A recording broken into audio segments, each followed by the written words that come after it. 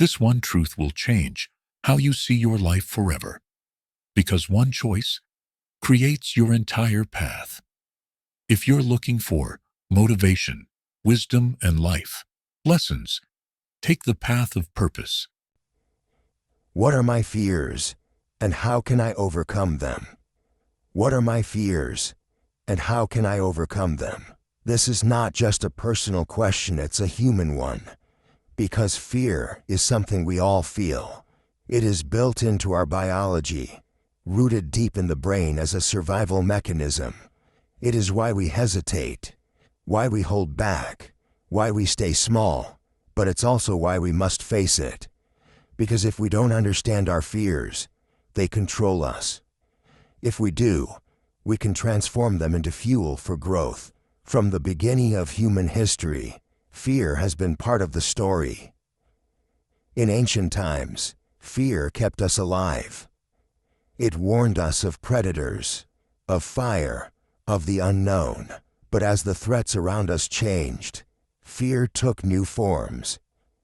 It became fear of failure, fear of rejection, fear of judgment, fear of being alone. And in today's world, where the physical dangers are fewer, these emotional fears still shape our choices more than we know. Ancient philosophers understood this. The Stoics like Epictetus and Marcus Aurelius believed that most fear is not about what happens to us, but how we interpret it. They taught that we must examine our fears rationally and separate what is in our control from what is not. Epictetus said, "What upsets people is not things themselves, but their judgments about these things." In Eastern philosophy, fear is often seen as an illusion. In the Bhagavad Gita, Arjuna is paralyzed by fear before battle, but Krishna tells him that fear arises when we forget who we are, when we are attached to outcomes rather than purpose. In Buddhism, fear comes from attachment, from clinging to what we cannot keep. The solution is not to fight fear, but to understand it and let go.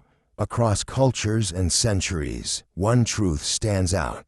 Fear is part of the human experience, but it does not have to be the master of our lives. So what are my fears? Maybe I fear failure, the fear that I will try and fall, that I will pull myself out there and be rejected, that I will dream big and end up with nothing.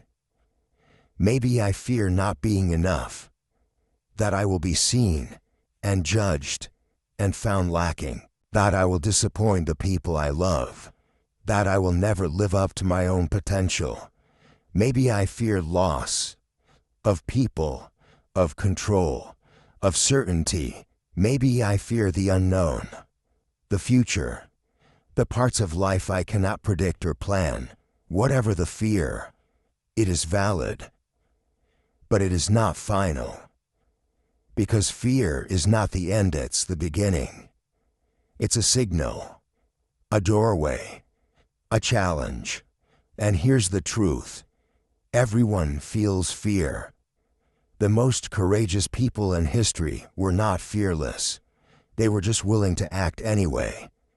Rosa Parks was afraid, but she sat down. Martin Luther King Jr. was afraid, but he spoke up. Malala Yousafzai was afraid, but she went back to school. Courage is not the absence of fear. It is the decision that something else matters more. So how do I overcome fear? First, I name it. I get specific. I'm scared is too vague. What exactly am I afraid of? Failing the exam? Losing the job? Being alone? Looking foolish?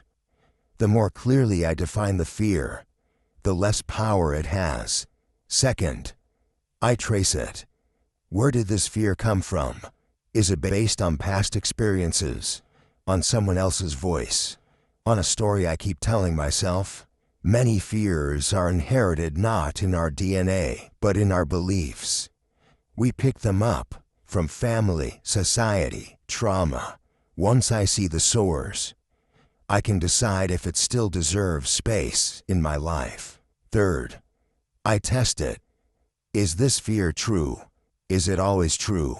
What's the worst case scenario and could I survive it? What's the best case scenario and am I willing to miss it just to stay safe?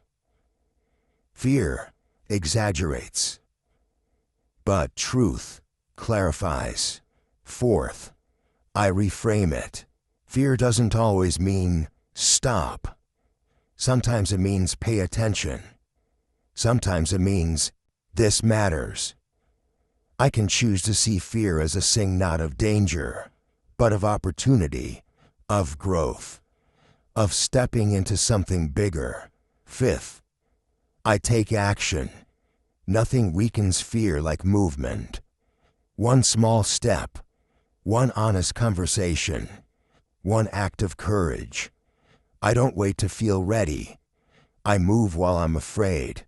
And as I do, I build confidence not because the fear goes away, but because I realize I can handle it. Psychologists call this exposure therapy, facing the fear in small doses until it loses its grip. The brain learns that the danger is not as great as it imagined. Neuroscience shows that the amygdala, the fear center of the brain, quiets down when we take action, when we engage the prefrontal cortex, the part that thinks, plans, decides. In other words, courage is a practice. The more I face fear, the more power I reclaim. Another tool is breathing. Fear lives in the body. It speeds up the heart, tightens the chest, narrows the vision. But deep, slow breaths calm the nervous system. They send a signal. I am safe. I can handle this. I also remind myself of past victories. When was the last time I felt afraid but did it anyway? What did I learn? How did I grow?